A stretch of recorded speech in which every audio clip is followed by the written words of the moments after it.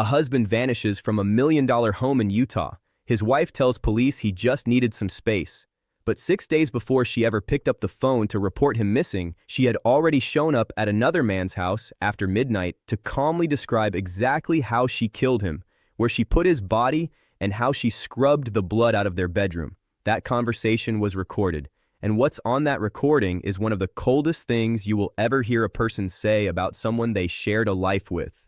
Stick around, because this case has searches that are still ongoing, parents who allegedly helped cover it up, and a body that, to this day, has never been found.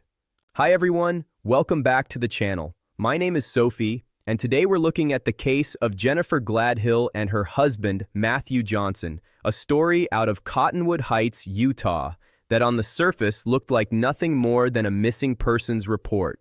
Underneath that surface was something else entirely. Before we get into it, if you're new here, consider subscribing because we cover cases like this every week, and these stories matter because they're real people, real families, and in this case, 3 children who are still waiting for answers. Let's get into it.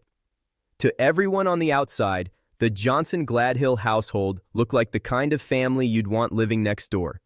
They were in a beautiful home in Cottonwood Heights, an upscale suburb of Salt Lake City, the kind of neighborhood with manicured lawns and quiet streets where nothing bad is supposed to happen. Matthew Johnson was 51 years old, and by every account, an exceptional man. He was a member of the Utah National Guard's 19th Special Forces Group, a Green Beret, which is one of the most elite designations in the entire U.S. military. He had served for over a decade, and the people who served alongside him described him in nearly identical terms. Brilliant, dependable, the guy you could call at 2 a.m. and know he'd answer. One of his fellow soldiers, who had served with him for 12 years, would later say that having Jennifer in their home, sharing meals with her, made the truth even harder to process. Jennifer Gladhill was 42, and to the people around Matthew, she was the supportive military spouse. Friends described her as kind, a homebody, someone who stayed in the background while Matthew's career took center stage. The couple had 3 children together, ages 11, 7, and 5. From the outside, it was a picture-perfect military family, a devoted father, a caring mother, 3 kids, a beautiful home. But that picture was a facade, and it had been cracking for a long time before anyone outside the marriage ever noticed. By the summer of 2024, the marriage was already in serious trouble. Court documents would later reveal that Matthew and Jennifer had been discussing divorce since at least July of that year. This wasn't a sudden blow-up. This was a relationship that had been deteriorating for some time, with both of them aware that something had to change. In August of 2024, Jennifer took a significant step. She filed for a temporary protective order against Matthew, the kind of legal filing that's supposed to protect someone from an abusive partner. She claimed she needed protection from her own husband. But when the case landed in front of a judge, things didn't go the way Jennifer might have hoped. 3rd District Commissioner Russell Menas reviewed the evidence Jennifer herself had submitted, including video she had recorded, and instead of supporting her claim, that evidence told a very different story. The commissioner found that in the videos, Jennifer didn't appear afraid at all. If anything, she came across as just as confrontational as Matthew, if not more so. He also reviewed text messages Jennifer had sent to Matthew and described them as repeatedly belittling, demeaning, and seemingly designed to provoke him into reacting. On September 16, 2024, just 5 days before Matthew would be killed, Commissioner Menas dismissed the protective order entirely. He ruled that no abuse had occurred, and then he wrote something in his ruling that, looking back now, reads almost like a warning that nobody heeded. He described the relationship as a highly dysfunctional marriage that was bringing out the worst in both people, and said it was clear that a divorce should have been filed long before things reached this point. What Commissioner Menas had no way of knowing was that Jennifer had already settled on a different solution, one that would make sure no divorce would ever need to be filed at all. In the weeks leading up to that ruling, something had changed in Matthew's day-to-day life, and his friends noticed. According to people close to him, Jennifer's behavior had become so erratic and unsettling that Matthew started staying away from his own home. He began sleeping at a National Guard facility instead, out of what his friends describe as genuine concern for his own safety. This is worth sitting with for a moment. A Green Beret, a man trained to operate in some of the most dangerous environments on Earth, didn't feel safe sleeping in his own bedroom, in his own house, next to his own wife. In one of his final conversations with a longtime friend and fellow National Guardsman Kevin Thompson, Matthew said he'd finally come to a conclusion. The marriage was over, a divorce needed to happen, and it was time for him to move on with his life. He never got that chance. While Matthew was preparing to walk away from the marriage, Jennifer was living a completely different reality, one that Matthew apparently didn't fully grasp until it was almost too late. Jennifer had been having an affair, and from everything that came out later, this wasn't some minor distraction or a fling she could have walked away from easily. It was an intense relationship, one that consumed her emotionally, and one that would ultimately become the single biggest reason this entire case unraveled. 2 days before Matthew was killed, on September 19, 2024, Jennifer did something that, in hindsight, is almost unbelievable. She showed her lover a gun, specifically a Glock 19X, that she kept in the home she shared with Matthew and their children. At the time, it probably didn't register as anything alarming. He likely thought nothing of it. Military families often have firearms in the home, and a gun in a gun safe isn't exactly a red flag on its own. But prosecutors would later argue that this wasn't a coincidence at all. They described Jennifer's actions in the days leading up to the murder as calculated and methodical. And one of the clearest signs of that planning was what she arranged next. She made sure that all three of their children, the 11-year-old, the 7-year-old, and the 5-year-old, would be staying at her parents' house on the night she had chosen to kill their father. Everything was being arranged: the gun, the timing, the children's location. All that was left was the night itself. September 20th started like any other day. Nothing about it suggested it would be the last full day of Matthew Johnson's life. But by that evening, everything Matthew had been suspecting and everything Jennifer had been hiding came crashing together.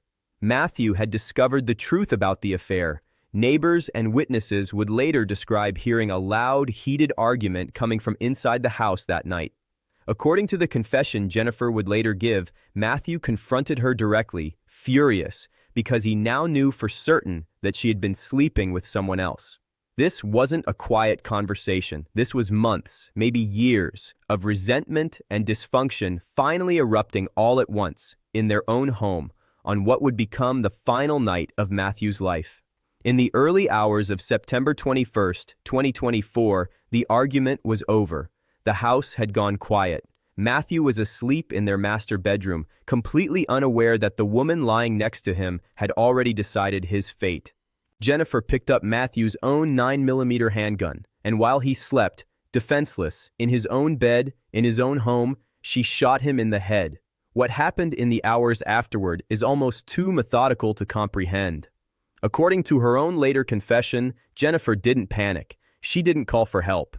Instead, she put Matthew's body into a rooftop storage container, the kind you'd normally see strapped to the top of a car for a family road trip, and used it to slide his body down the stairs of their own home. From there, she loaded the container into the back of their minivan. She smashed Matthew's phone, making sure it couldn't be tracked or used to reach him. Then she took his truck, drove it to a nearby neighborhood, and abandoned it several blocks away from their house, presumably to make it look like he had left on his own. After that, Jennifer drove north, with her husband's body in the back of her vehicle, to a location that, to this day, has never been disclosed. Somewhere in northern Utah, she buried him in a shallow grave. When she returned home, the cleanup began. She bleached the walls of the master bedroom. She used carpet cleaning supplies throughout the room where Matthew had been killed, and she ordered a brand new mattress to replace the one that was now soaked with her husband's blood. That replacement mattress would arrive just 2 days later. In the span of less than 24 hours, Jennifer had killed her husband, disposed of his body, destroyed evidence, staged his disappearance, and started erasing the crime scene from her own bedroom. But for all of that careful planning, Jennifer was about to make the single biggest mistake of her life. On the night of September 22nd, just before midnight, barely 24 hours after killing Matthew, Jennifer drove to her lover's home.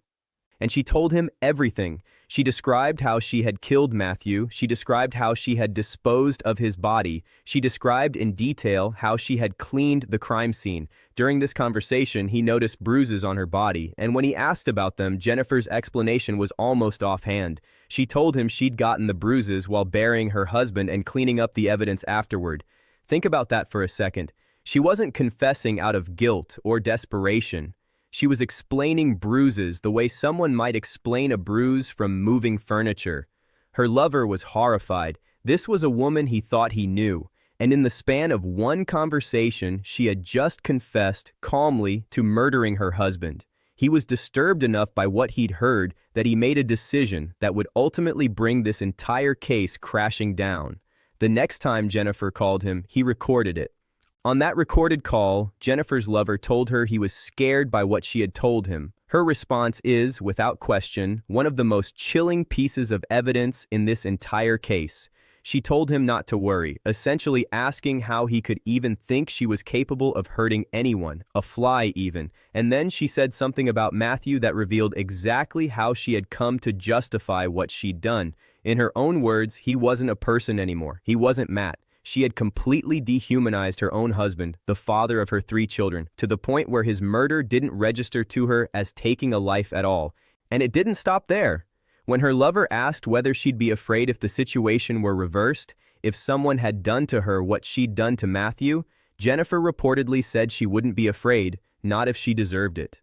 She went on to describe how she'd always joked about being like the Queen of Hearts in a past life, the off with their heads type, and talked about rounding up what she called the scum of the earth and getting rid of them to clean up the country. She also asked her lover not to think of her as a monster, to remember who she was before any of this came out of her mouth.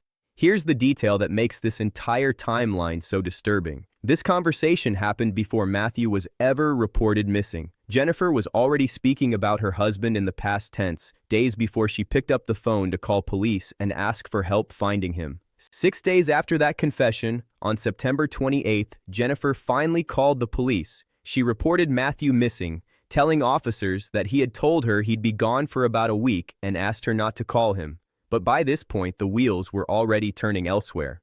The Utah National Guard had noticed Matthew's absence days earlier when he failed to report for duty on September 23rd and had already begun their own search for him, completely separate from anything Jennifer was telling police.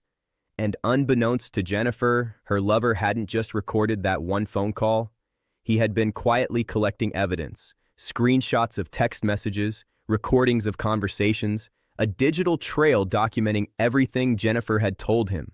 On October 2nd, 2024, he made the decision to go to police with everything he had. That same day, investigators with Cottonwood Heights Police executed a search warrant on the Johnson Gladhill home. What they found told a story that was completely at odds with the one Jennifer had been telling everyone. In the master bedroom, investigators discovered a large blood-stained area in the carpet directly underneath the bed. There was also blood found on the bed frame slats themselves, lining up exactly with the details Jennifer had given her lover in that recorded confession. The entire house smelled overwhelmingly of bleach, and investigators found reddish-brown spots consistent with blood on the walls, the bed frame, and even the window blinds. And then there was the mattress. The one in the master bedroom was brand new, completely out of place in a house where nothing else had been recently replaced.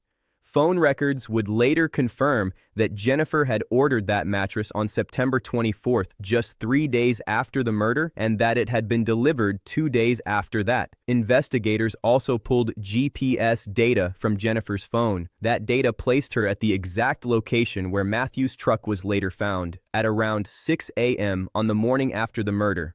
It also showed her traveling north toward Davis County, the same general direction she had told her lover she'd driven to bury Matthew's body. The physical evidence, the recorded confession, and the GPS data all lined up perfectly. On October 2nd, 2024, police arrested Jennifer Gladhill and charged her with first-degree murder and obstruction of justice. But the case didn't end there. On October 24th, 2024, more than 3 weeks after Jennifer's arrest, Her parents, 71-year-old Thomas Gladhill and 67-year-old Rosalie Gladhill, were also arrested. They were each charged with 4 counts of obstruction of justice. According to investigators, Jennifer's parents had spent over 5 hours at her house in the days following the murder. When first questioned, they claimed they had only been there for less than an hour, supposedly just to pick up some clothing for the children. But the details didn't hold up. Investigators discovered that it was Rosalie who had actually purchased that brand new mattress. They also found that Rosalie's phone had been remotely reset, wiping out any data that could have shown her location and movements during the exact window when the cleanup was happening. And then there was Thomas. When police questioned him about the master bedroom and the alleged cleanup, he told them that he had not gone into the room where, in his words, the incident had happened. The problem with that statement is that it reveals he knew there was an incident to avoid in the first place, something investigators say he had no innocent way of knowing unless he'd been told. During a search of the parents' home, investigators found something that tied everything together: a Glock 19X gun box wrapped inside a child's onesie, sitting inside a plastic storage tote near Jennifer's old bedroom. That box matched the description of the gun Jennifer had shown her lover just 2 days before the murder. What had started as a missing persons case had grown into a full family conspiracy, with Jennifer's own parents now facing charges for allegedly helping cover up their daughter's crime. Here's the part of this story that's still ongoing, even as we're putting this video together. Matthew Johnson's body has never been found. The search has expanded across an enormous stretch of northern Utah, covering Davis County, Weber County, and reaching all the way up to Box Elder County, near the Utah-Idaho border. Over 70 people have taken part in the search efforts at various points, including law enforcement, civilian volunteers, and a group that means the most in all of this: Matthew's own military brothers, men who served alongside him for years, now organizing their own search parties to bring him home. His friend Kevin Thompson, the same friend Matthew confided in about wanting a divorce, has said that the fact this search is now in its 5th month is something that keeps him up at night. During later court hearings, prosecutors revealed another piece of physical evidence. A vehicle storage container, the same type used to transport Matthew's body, was found floating in water and tested positive for his blood. It's one more piece confirming the timeline Jennifer described in her confession, but it brings investigators no closer to actually finding Matthew himself. Jennifer Gladhill has pleaded not guilty to every charge against her.